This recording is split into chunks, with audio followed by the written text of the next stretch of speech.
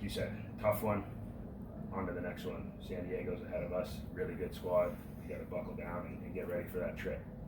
I know Colorado's had some success against you guys, and obviously the flashback goes back to June, of course, where they won the biggest game of all, but it seems like they play you awfully well. Anything in particular?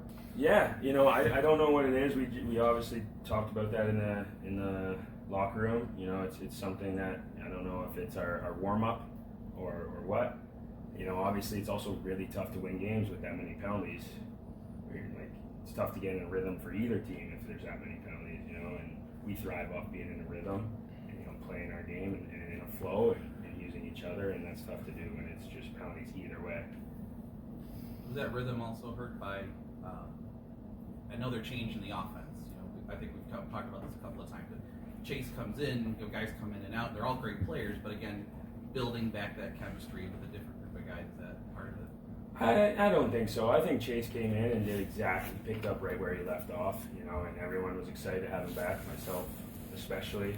Chase is one of my best friends on the team, and he's a huge part of this team. He had a great game tonight, great, homecoming, and, he's got a big role on this team, and we're pumped to have him back. And I wouldn't say that the change in the lineup has anything to do with it. We've been changing the lineup the whole season pretty much with injuries.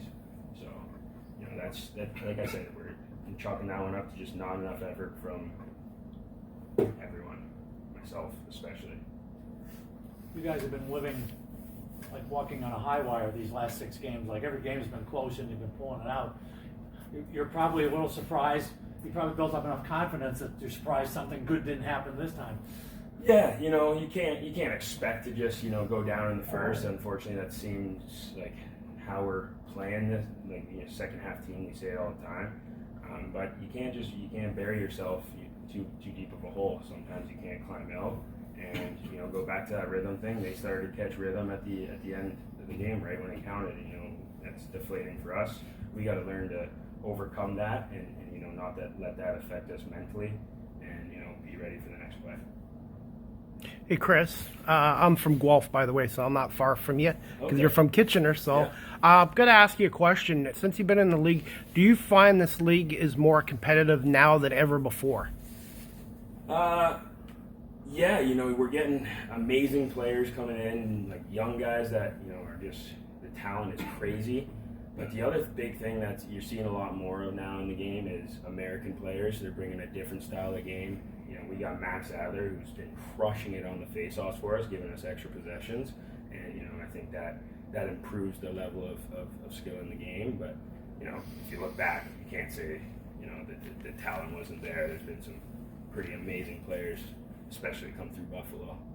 But, yeah. You Thanks, guys Chris. circle San Diego on the calendar when you see it coming. When you walk outside today. I don't think we circle anyone. We come to play our game every game, and we can't factor in who we're playing before the game because if you do that, then you get outcomes like tonight. In terms of the road trip, though. Oh yeah. It's usually a good trip, but tonight's our wake up call, so it's a business trip when we get there. No messing around in San Diego, no enjoying the sun before the game. We're there to play lacrosse, and that's it. Thanks, Chris. Thanks, Chris. Thanks, everyone.